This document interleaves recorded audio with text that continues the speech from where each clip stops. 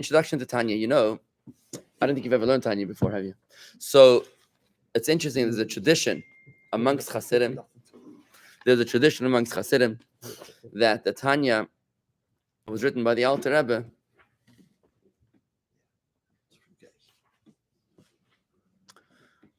Was written for souls of Jews who in their previous lifetime failed to deliver on their spiritual obligations. And therefore, they were given a second chance. They were therefore given a second chance, sent down back to this world in order to be able to be empowered with all the tools that they need. Do you have to be a certain age to study No, Tanya? to perform their spiritual duties. Now, Could it this- ever be in reverse? what does that mean? Your spirit was following the rules and so forth, and you pass on, blah, blah, blah, and it comes back, and it doesn't follow the rules. It's in reverse. You don't have a. There is a tradition that says it in the reverse. It's There is a tradition that says it somehow in the reverse, that it was the souls of those who knew better and didn't perform. Again, they didn't perform, but they did know. They didn't know. Either way, I chose to say it the first way. There's another The point tradition. is you didn't fulfill what you needed. Yes, Now exactly. That's the you've got point. to fulfill it now. The second tradition is that whenever a Jew begins to learn Tanya, the Alter Rebbe is notified in the celestial chamber in heaven in which he is present, that so and so, the daughter of so and so, is now learning Tanya. There's a third tradition that those who learn Tanya were handpicked. Souls were handpicked by the Alter Rebbe to do so. It's interesting. Think about it. Not everybody merits to learn Tanya. Just somehow, for whatever reason, they just don't get to it. What is the Tanya? Tanya, in brief, is the engine of Jewish spirituality. It's the engine room. It's where the fire that fuels our faith rages. Tanya is the most comprehensive, down-to-earth explanation of who we are, where we're coming from, and where we're going, and how to get there. It's the exploration of you, which dives deeply into your soul's spiritual makeup, beyond your interior decorator that will comment on your furniture design, beyond your architect that will talk about your building design, beyond your teacher who will guide your mind, and beyond your therapist who will guide your feelings. The Tanya digs deeper to address the Jew on a spiritual level. And when you can understand the players on your spiritual playing field, you will be empowered to overcome whatever the battle is that you need to overcome. Because now you'll know what the game is. But imagine somebody dropped you, a helicopter dropped you into a game, into a football field, and you weren't sure if we were playing baseball, soccer, or lacrosse. You just knew that you had to run after the ball. It would be a little weird. You wouldn't know what to do. Right? And in the grandstands, you have your Bubby and Zaidi, you have King David, King Solomon, Sarah, Rivka, Rachel, and everybody's watching you, but you're like running after the ball. I don't know what I'm doing with the ball, but I'm running after the ball. It'd be a little weird. Imagine somebody gave you the memo and said, listen, this is the game. This is the goal. This is what we're doing. This is what we're not doing. These are the players. These are the good guys. These are the bad guys. You're like, okay, I know what to do. That's what Tanya is. Okay, so now we're in the middle of chapter 2. Thank you. A warm welcome to all of our viewers online and in person. We're in the middle of chapter 2. We are inching towards the end of chapter 2, where we're approximately on page 51. Yeah, 51. It's really the bottom page 50. Bottom page 50 is really where we are. So here's what we learned. In chapter 1, we learned that the first soul in the Jew is the animal soul, the natural soul, the self-centered soul. In chapter 2, we learned that there's a second soul. It is not a selfish soul, self-centered. It is a God-centered soul. It's not self-centered, it's purpose-oriented. So if you've ever been accused of being selfish, it means that you're normal. If your spouse ever accused you of being a narcissist, it's okay. It means you're 50% narcissist because you have an animal soul. There's nothing wrong with that. The question is, how much time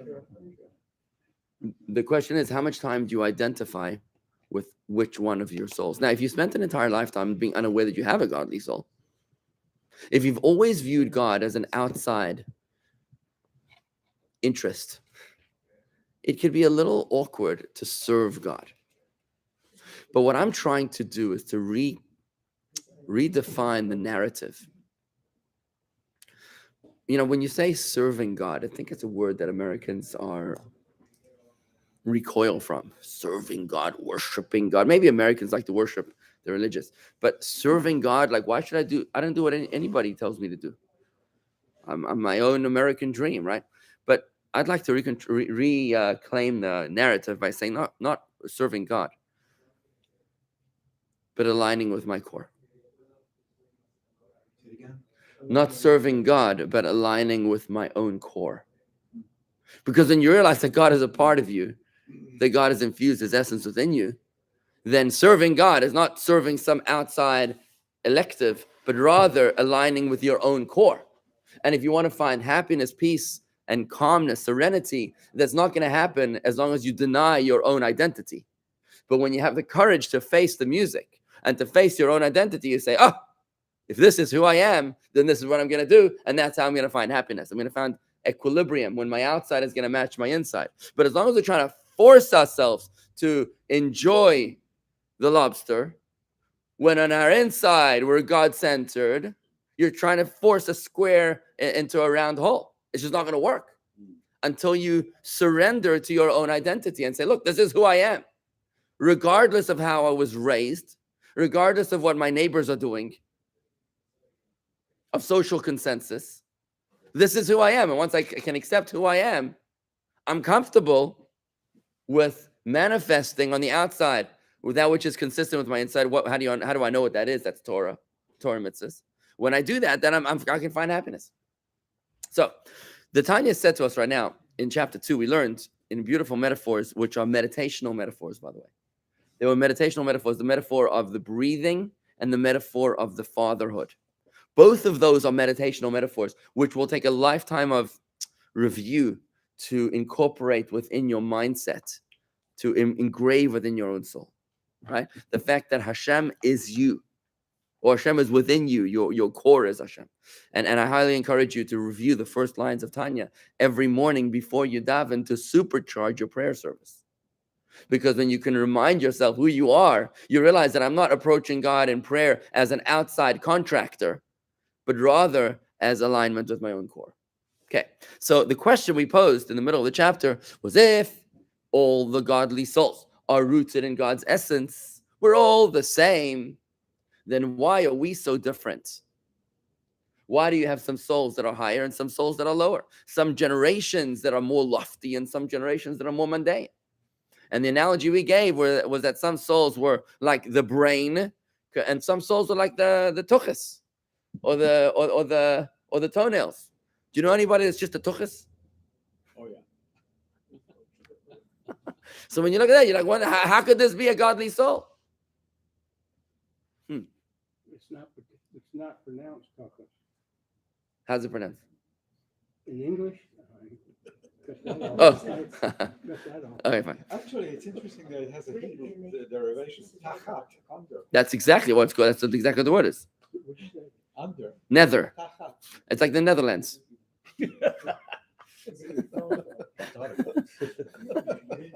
In Italian, by the way, you know. You'll never think of Italian- Netherlands the same again, right? What? You know What? the Italian word for under? Jew. Jew, really? Su. Jew. Suju. Interesting. Okay. Okay, let's keep on going, guys. So now the question is, we answered the question. How do we answer the question last time we studied?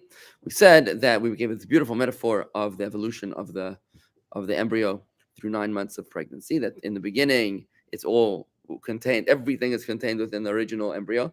And then through 9 months of pregnancy, of evolution, this becomes a pancreas, this becomes a liver, this becomes a lung, this becomes an eyeball, this becomes a skin cell, that becomes an embryonic cell. So they evolve. And that's how, in our descent from heaven down to earth, our souls evolve. Even though we originate in the same place, our souls evolve to various different kinds of souls. So even though we're rooted in the same place, we manifest in different ways. Now, I want you to think of this generation, of our generation. We're all one generation, right? So we have different kinds of souls in our generation. Think of it as the corpus of a human being, the corpus of souls, right? So you have some souls that are higher, like the heart and the brain, and you have some souls that are lower, like the kneecaps and the Achilles and the heel, right? And within our own generation, you have some people that are just more old souls, you'll call them. And what's the opposite of an old soul? A new soul. I don't know. Some people that are just not so cool, right? So you say, he's a little more superficial, a little more mundane, a little more coarse, crass, right? So if you think about that, you look at our generation, or every generation, as one body of souls, with some souls higher and some souls lower. Now, an observation that the Alter Rebbe will make is an extraordinary observation, which is a derivative of the previous metaphor. You see, what happens is, let's go back to the metaphor of the father and the child. So the father's sperm, originating the father's highest faculties, seeded the child, which is why the child will resemble the father, right? Now, on the highest faculties, right? And thinking patterns of the child will resemble thinking patterns of the father. I have an extraordinary story in my family history. I actually went to a Torah ceremony in the 90s where Eli was donating a Torah in Ramot in Jerusalem. And only the family members were invited, apparently. I was a young kid, but only the family members were invited, the extended Wiesel family. Apparently, we're related through my mother's side. Okay. So while we were there, they were distributing family trees. Oh, you're from great-grandmother this? Oh, hey, here's your family tree. The great-uncle this? That's your family tree. And they handed us family trees, which I still have. It's beautiful. What an amazing experience. So I'm studying this family tree with my father, and I see one of the names on the family tree is Rabbi Elchanan Ha'apifior, which means Rabbi Elchanan, the Pope. That doesn't sound right. I look at my dad, I'm like, I mean, I heard of creative names, but that's out there. Rabbi Elchanan, the Pope. What's the story? It's a great story of Rabbi Eliezer Agadol. Great Rabbi Eliezer. You're talking about Middle Ages, who was a great logician. He was a brilliant man. So brilliant was he that he never lost a game of chess in his life. He's brilliant. So his wife died at childbirth. He had 2 boys, Elchanan and another one. I don't know the other one's name. And because he was widowed, he had an assistant, like a lady that would help with the kids. She was Christian. So one day, Elchanan was ill, so he left the baby with her, and he took the other kid to shul. Came back a couple hours later, gone. No cleaning lady, no baby. What happened? In his logic, he realized due to the Christian, the atmosphere, the intensity of the pressure to convert, and the promise of heaven rewarded to any Christian that would save a soul, he realized that his kid was obviously forcibly converted and sent into a monastery. But nobody was ever going to be able to admit that because of the circumstances, the context of the times. Long story short, what happened was that Elchanan grew up and the father was bereaved. He knew that his son is one of these monasteries, but he'd never be able to get them to admit it. And as it happened, Elchanan was a genius of a kid, like his father. So he grew up very quickly, became a priest, became a bishop, became a cardinal, whatever else, and eventually becomes the Pope. But he thinks he's a Christian. So as is the custom of the popes, he issues a edict against the Jews, when he becomes the Pope. He was a very young Pope, like 26 years old. So he issues an edict against the Jews. Now what happens is that the Jews, as is customary, would now send a bribe to the Pope to try to appease him. So who's at the head of the delegation? And the greatest rabbi at the time, Rabbi Eliezer the Great, Rabbi Eliezer Agadol. Fine. So he goes, unbeknownst to either one of them, father meets son, right? So as it happens, the butler or somebody of the Pope introduces this rabbi as representing the Jews, and incidentally, he hasn't lost a game of chess in his life. So the Pope says, bring it on. Let's have a game. They play the game, by way of introduction, and guess who wins the game? Son. Son's smarter than the father. The son wins the game. And the father is not horrified, but he's eerily moved in manners that he cannot put his finger on, because the thinking patterns were so brilliant that they echoed only his own. So in his own brilliance, he starts to race. His mind is racing, and he begins to interrogate the Pope. Where were you born? In the region of. Who were your parents? I don't know. Where were you raised? In the church. So the father puts two and two together. So he begins to sing a lullaby that he would sing to his babies, which only his own son would know. And as he sings this lullaby, the deepest and darkest recesses of the Pope's own memory are revived, as he inexplicably is able to finish the verses. And without any dispute, father and son embrace as he tells him the story of his true identity. And ultimately, that Pope, they figure out a plan about how he's going to come back home. He faked his own death. It's actually documented. This Pope, I think his name is Maximilian, they gave him a name. You can actually look at the shortest Pope, find it out. That's documented. And he sort of strangely disappeared. He tried to wipe out those decrees, and he disappeared, but he came back to the Jewish community, where he was forever known in his Torah teachings that he wrote as Rabbi Elchanan Apifior, Rabbi Elchanan the Pope. Why am I telling you this story? Because father's brain is copied in the son. Right? And that's how these two were able to identify themselves, right? Quick question. Wait. But I think in large part I have my mother's brain. That's what I love my father. Yeah, what if dearly, you have a child that didn't I- like the mother? but- I'm not discriminating against mothers. I understand. When the Tanya employs the term father, which is more of a general term to mean parent. Okay, So it can be- fine. Yeah, it's obviously, a child is the parent, the mother, no more than the Some that father. are very much like the mother, and some that are very much like the father. Thinking, personality. Your identity goes by your mother. You're either Jew or not. Your father could be the greatest rabbi on earth, but if your mother's a shiksa, then you know what you are. You know what I mean? Finished. There's nothing you can do about it. It goes by, of course, it goes by the mother. Right. So back to the Tanya, is that if the child's brain is a carbon copy of the father, which is why the Tanya says to us in an incredible twist of events now, within the child, I spoke about this in the previous class, that within this universe, every single thing needs to return to its core. Every single creation in this world needs to return to its core. We spoke on Monday, whatever it was, when we learned last week, we spoke about how fire, air, earth, and water need to return to their elements. That's why earth goes down, earth and water go down, air goes sideways, and fire goes up, because the root of fire is beneath the orbit of the moon. Say that one more time. Fire goes up. Fire goes up because the root of fire is beneath the orbit of the moon. Wind goes Air down. is here, we're in air, and water and earth is beneath us, the root. So everything is drawn to its core. Children are drawn to their parents, whether you like it or not, whether you love them or hate them. You need the validation of your parents always, at any age, whether you're 2 or 92, it makes no difference, right? And a child that has a wounded attachment to his parents is wounded for life. There's nothing you can do about it. Same thing goes with the creation of each and every soul. What do you mean there's nothing you can do about it? You can go to therapy, but it's going to help, but it won't heal. Can you go more into that? Because I have a person who's dealing with that right now. If they're trying to outreach, but the parent is for whatever reason, is just detached. That's what I'm talking about. When parents don't give the kids the validation Right. that they need. What can I want you to think of your grandkids or children, wherever they are right now, and I want you to realize that those children of yours, no matter what age they are, They need nothing more than the approval of two people on this earth. That's it. Your children don't need the best. They just need your best. That's it. They don't need Cartier. They don't need St. John. They don't need Maserati. They need your attention, your affection, your validation. Zehu. That's all that they need.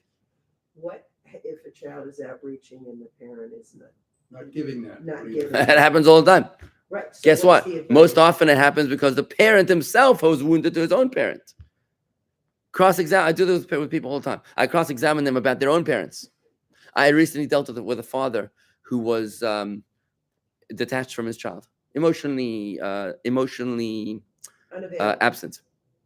So I interrogated the father, and turned out his own father was emotionally absent to him because his father, the great-grandfather, was killed in his youth.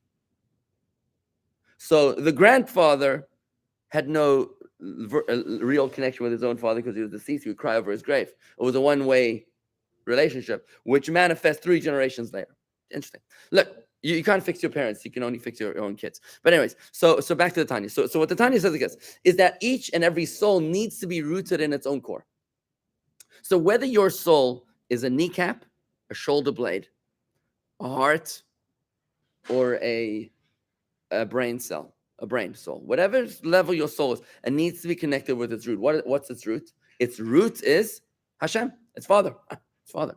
But remember, the brain of the child resembles the brain of the father, which means, therefore, that the brain soul of the generation, by being connected, by each and every one of us in the corpus of souls, being connected to the brain soul of our generation, we are therefore automatically connected to our root, to Hashem. By being connected to the brain soul of our generation today is how we are nurturing that deep-rooted need for parental approval and connection on a spiritual plane with Hashem. And who's the brain soul? Who is the brain soul? Rebbe? Tanya explicitly states what? No, okay. Your Well, Rebbe? The Rebbe? The Rebbe, yeah. Rebbe? Tanya explicitly states that the brain soul, and I want to do this inside right now, so we'll see it for ourselves, these words. The brain soul of the generation is the spiritual leaders of the generation. It specifically manifests as the Moses of the generation, the Rebbe of the generation, which is why the Torah gives us this difficult to understand directive. It says in the Torah, one of the mitzvahs of the Torah is you shall cleave to God. 613 commandments. How exactly do you cleave to God? How do you cleave to God? What are you supposed to do? So the Talmud says, if you cleave to the Torah sages, you're cleaving to God. What does that mean? Does that mean that the Torah sages are God? That sounds a little bit No, it means that's idolatrous, how right? you learn Torah. Okay, so is it only a function of learning wisdom? No, Tanya goes much deeper. Beyond the function of learning wisdom, by connecting to the Torah sages of the generation, you're connecting to the brain souls of the generation. And the brain soul of our generation is a carbon copy of the brain of the Father, which is Hashem. How do you define generation? The people alive right now. Maybe not. Yeah, I would say the people alive right now. A lot of us. Whether they're 98 or 8. Well, a lot of us are connecting to the Rebbe, maybe through you and through learning. Because then, Alive or not, yeah. I want to tell you something. But the Rebbe is not the Rebbe of your children's generation. I think he is, and I'll tell you why. You know, Moses in the Torah was unable to manage, couldn't keep up with the responsibilities. He was a one-man show. So he decided to delegate upon the advice of his father-in-law, Yithro. He delegated and he shared the spirit on the 70 sages, 70 elders, right? Right. The Rebbe did exactly the same thing. The Rebbe, in an unprecedented delegatory experience, the likes of which the Jewish people have never experienced in our entire history. The Rebbe empowered 6,000 couples, 12,000 people. Counting children, you're looking at about 100,000 people or more that are the Rebbe Shluchim. And any one of us can actually become the Rebbe Shliach today by following the protocol of becoming a Shliach, which includes, and you'll notice in Ayom Yom, the Rebbe says, those who want to become attached to me. It's an interesting statement. You want to become attached to me? Study my discourses, associate with my students, follow my directives. That is how you connect to me, right? So what the Rebbe's done is by making shluchim and emissaries, ambassadors, people like myself and Chana, and the 6,000 shluchim around the world, what you're doing is that you're connecting with the Rebbe's empowered flame. It's like the original candle, and then you took 6,000 candles from the original to make 6,000 more lights. That's my understanding of how the Rebbe steered the next generation. Is And the awesome responsibility that we bear. the most recent Rebbe the greatest Rebbe? Is he better than the Alta Rebbe? I don't think so. I think that it's interesting. You know, when you talk about that, the Rebbe would often talk about my father-in-law, the Rebbe of our generation. So someone once asked the Rebbe, like, who? He would always talk about my father-in-law, the Rebbe of our generation. He was like, your father-in-law is like in heaven, like who are you talking about? And the Rebbe answered in 2 words, Nishmasei bi. His soul is within me. In his deep humility, the Rebbe would always speak about his father-in-law, but he meant the continuation. We view all the souls of the 7 Rebbes, the Alter Rebbe, the Middle Rebbe, the Tzemach Tzedek, the Rebbe Marash, the Rebbe Rashab, the Frierdiker Rebbe, and the Rebbe as one soul. Now, the Talmud does say, the Talmud says that Mordechai B'Deirei, Shmuel B'Deirei, Mordechai in his generation was like Samuel in his generation, Samuel in his generation was like Moses in his generation. Each Rebbe of the generation, don't worry about it. You got your Rebbe, stick to your Rebbe. You know what I mean? Don't worry about which Rebbe is greater than which other Rebbe. It doesn't matter. My point. So how do we know that Dovid Vigler is not the Rebbe of this generation? I mean, Well, why are we so I think your point presumptuous? is not to attract attention to an individual, but the ideas that learning kind of pull together. Absolutely. Yeah, but there was always a Rebbe. So why can't there be a Rebbe now? Maybe we're missing something. Maybe as great as each Rebbe is. Maybe you are. Maybe you need to be the Rebbe. Stand up. Absolutely. Let's do this inside, guys. Let's do this inside, guys. We'll learn this beautiful concept inside the text. Bottom of page 50, okay? So this is the reason why do you connect to the Rebbe, to the spiritual leaders of your generation, to the Torah sage of your generation, because that is the only way that your soul will experience the deep-rooted need for parental connection. Connecting to your Father in heaven is only going to happen through the Torah sages of your generation. And if you choose to actively deny the connection to your rabbis, your soul will be spiritually dysfunctional. What I'm saying right now, in answer to your question, Karen, what I'm saying in answer to your question, to the father that you described as emotionally absent, and maybe he's no longer in this world even, you can still correct that, not through therapy, because therapy can help, not heal. I believe that what the Tanya is telling us in chapter 2 is that you can actually heal this deep-rooted need for parental validation by, what's it called? Circumventing the dysfunctional biological parent, the emotionally dysfunctional biological parent, by connecting to the almighty, perfect, true, ultimate parent, Hashem, through the spiritual lead of your generation. And that's a profound concept to meditate upon. Let's take a look, bottom of page 50. So even in the child's body itself, all organs are spiritually nourished by the brain, and even now. In the child, the nails draw their spiritual nourishment and energy from the brain in the child's head. The Tanya now cites 2 sources for the relationship between the father's drop and the child's nails. I'm going to skip that. Go to the middle of page 51, please. Having depicted in detail how even the lowest parts of a child retain a profound connection to the seed, and thereby to the brain of the father, the Tanya will now clarify how this is mirrored spiritually in terms of the soul. Mirroring this precisely, although figuratively, is the supernal root of the nefesh, ruach, and neshama of all of Israel, as they descended rung by rung from God's wisdom, the brain of the Father, through the chain of the 4 spiritual worlds, which are called Atzilus, Bria, Yetzirah, and Asiya, the 4 worlds, as the verse states, you made them all in wisdom. 52. Later on, we'll explain the system of 4 spiritual worlds in more detail. For now, it is sufficient to appreciate that they represent a gradual spiritual descent, starting with God's wisdom and ending with reality as we know it. In our metaphor, this parallels the 9 months gestation in the womb, which downgrades a seed into limbs and organs, even the lowly nails.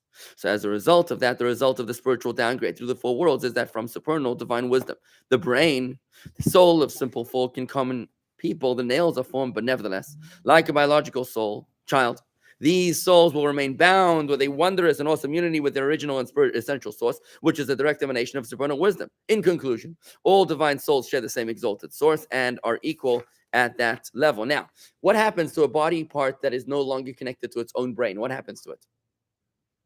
Dies.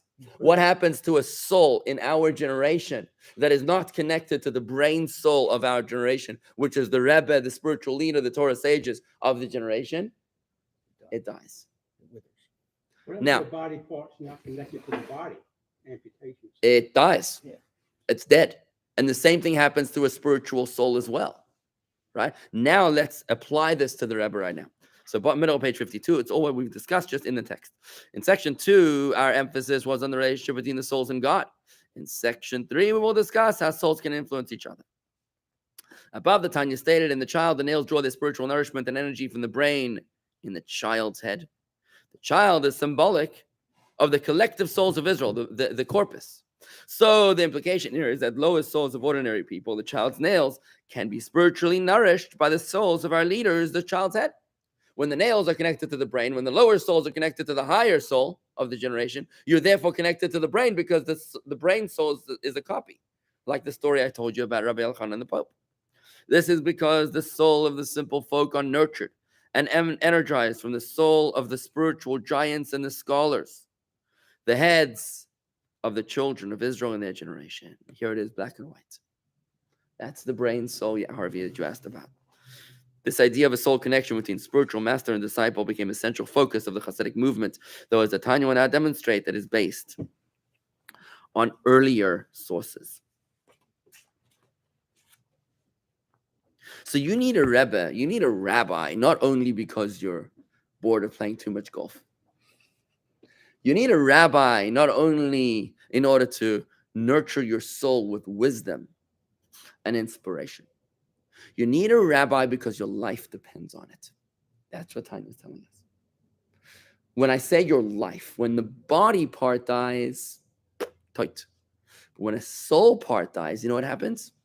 You feel nothing. You can reconnect the soul. You can reconnect the soul, yeah. When the soul part is disconnected, you don't feel anything. It just goes numb. How many people do you know that are spiritually numb? And how many people do you know that are spiritually alive? It's beautiful, right? That's why you need a connection to your Rebbe, to your rabbi, effectively, because by doing so, you're connecting to your original root, which is your own father. So and again, parents, right? So regardless of the dysfunction of your biological parents, you can circumvent that in this extraordinarily deep spiritual bypass surgery to be able to validate your root when your biological parent was unable to do so. And this explains, page 53, a teaching of our sages of blessed memory on the verse, and attach yourself to him. It's a mitzvah to attach yourself to him, to Hashem. That anyone, the sages explain, that anyone who attaches himself to scholars is considered by Torah to have attached himself to the divine presence, literally. What does that even mean? What do you mean? If I'm connected to a rabbi, that means I'm connected to God? What, the rabbi is God? That sounds idolatrous. That's See, also in the Pirkei Avot. it's Talmud, Ksubis, 111b. I mean, this is mainstream Torah. This is not any new age spiritual whatever. I mean, what does it mean? It seems strange at first glance that we might attach ourselves to the divine presence through connecting with human teachers. But based on the above insight, the fundamental connection between all souls, we can understand this literally, how the connection to our sages is connecting to Hashem, because by attaching themselves to scholars, the nefesh, ruach, and neshama of the simple folk become consciously connected with their original source and root in the supernal wisdom of God. And once connected with supernal wisdom, they're connected with God himself. As we learned, he and his wisdom are one, and he is the power to know. This concept of tzaddikim and scholars as a soul nexus can be understood through the relationship of an electric powerhouse with a lamp that is connected to it by a wire. In order to light his lamp, one must first find the right switch or push the right button. The soul of every Jew is part of and is connected with God, the powerhouse. But in order for one to enjoy the great benefits of it, the correct switch must be found or the proper button pushed. This is an analogy that the Rebbe gave in a private audience. Through attachment to the tzaddik, the Tanya suggests, it becomes easier to find that switch. So what about people who say, I don't want to be connected to the rabbi? Rabbi, don't ever call me again. Lose my number. It happens sometimes, right? What happens to those souls? Imagine a body part no longer wishes to communicate with the brain. It secedes. We're opening our own body here. We're doing the body of the hand. We're doing our own little kingdom. What's going to happen? Seemingly it should die. So it seems it would turn out, based upon this analysis, that when a soul decides to turn its back on the spiritual leaders of the generation, whether you're some sort of anti-theist, or even maybe an atheist or agnostic, or maybe you're there are people in Israel that just hate religious people. They hate them. So you'd think that such a person would just wither and die spiritually, right? Says the Alter Rebbe, as for those who sin and rebel against the scholars, their nefesh, ruach, and neshama are still nourished from the nefesh, ruach, and neshama of the scholars, but indirectly so from behind, so to speak. A lot of people say, you know what? Don't lose my number. Don't call me because I don't even know him. I'll deal directly with the boss. Okay. I'll study with him. I'll pray to him. I'll learn from him. I'll speak to him. I don't need you. I don't need the show. I don't need anybody middle. Why, in certain circumstances, if that is sincere, is that not? I just want you to realize that what you're saying is essentially the core of Christianity, where they said, "Look, we need some sort of a." No. I'm saying I'm validating what you're saying. I'm validating. Core of Christianity was saying that we need a middleman because God is too difficult for us to reach. Because you walk into a shul and there's no icons. This invisible God that's unrelatable. God apparently hears what we have to say, but I never hear back from him. Right, he speaks a different language. So the Christians say, look, we need some sort of a middleman. And by the way, intellectually speaking, for a Christian to serve Hashem through an intermediary is kosher. It's called shituf. Shituf, which means partnership. A Christian is allowed to serve Hashem through worshiping a human being. A Jew to do the same thing is idolatrous. It's very, very interesting, right? So make the distinction then between what we've just learned, which seems to argue for the middleman, versus what you're saying is that it's idolatrous to use it. I think that I want to very much validate your question, because some people say, look, I don't need to become a member of the Chabad. I don't need to come to show. I pray at home. I do my own thing. Right? I don't need you here. I mean, I appreciate you being here. Very nice. But I don't want to have to be affiliated, right? According to the way the Tanya constructs this metaphor, it would seem that if the toenail decided to connect directly to the father's brain, it doesn't really have the tools to do so. That's what it would seem to me. I'm validating your question. I want you to realize. Which is exactly what I do. I'm the toenail. That's why I need you. And I need. You just answered your question. Well, yeah, but that's for me. What do you say? But you, on the other hand, you know enough, you're smart enough, that you can go directly. You don't need the middle. I think that also why is that less? So let me give an example from Jewish law about a minyan. Why do you have to daven with a minyan? Yeah. Let's talk about a minyan for a moment.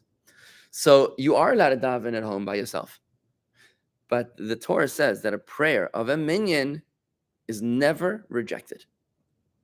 When you daven with a quorum, your prayer is always heard, as opposed to your prayer on your own, which may never have been heard in the first place. And I think that what that would imply within the context of this conversation is that if you do choose to take that route, and you can, you're left to your own devices. In other words, it's like arguing your own case in court. Can you do that? Argue your own case in court? You're allowed to. But what are the odds of people winning that? You know what they say? Lawyer represents himself as a fool for a client. Okay, so I wonder if that's a good analogy to think about that. What, Gil? What I'm hearing here is really the collectiveness here is part of what you're saying. That it's really not an individual thing. You may have 1 in a billion who may be able to do that.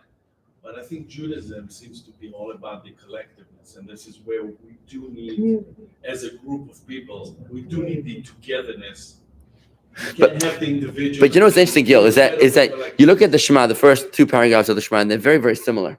The difference being that the first paragraph is in the individual tense, and the second paragraph is in the plural tense. Why?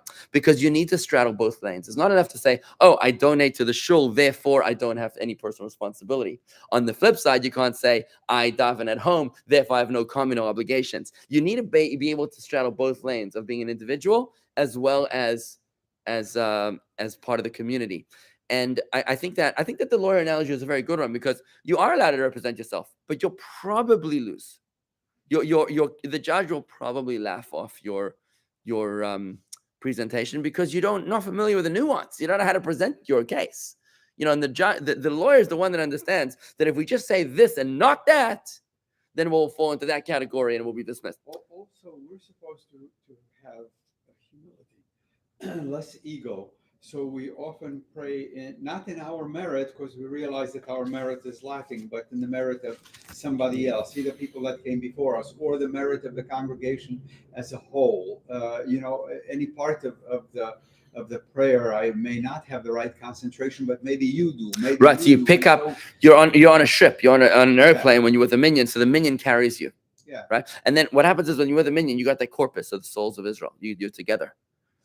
But otherwise, you're on your own. And what happens to a tree? A tree that grows alone grows crooked, but a tree in the forest goes straight. It's almost like you can't have humility by yourself, because then it becomes the eye. Humility comes shining in groups. That's interesting. And that's why we need that pluralism and not the individual. But I think to wrap it all up, I think the conversation today really is saying that we're learning about the need for a Rebbe. Why you need a Rebbe?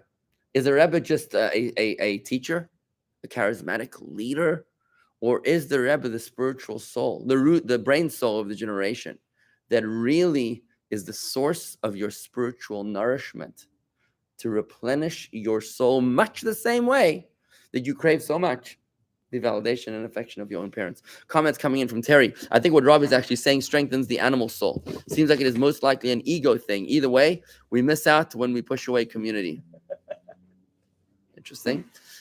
Gib, the dynamic between parents and offspring will change when everyone realizes Hashem is the primary creator. Parents and offspring can find real equality in God's reality of oneness. Interesting. Very, very interesting. Yeah. Terry, 27:10 Psalms, though my father and mother have forsaken me, Hashem has taken me in. That's an interesting verse that she quotes from 27:10 Psalms. I forget the Hebrew. Even though my parents have forsaken me, Hashem has taken me in. That's King David, who was abandoned by his parents in many cases. You know the story of King David, his father for sure. That would be a beautiful verse to manifest what we're talking about. Beautiful. Okay, guys. Thank you very much, everybody. Shalom, and have a wonderful day.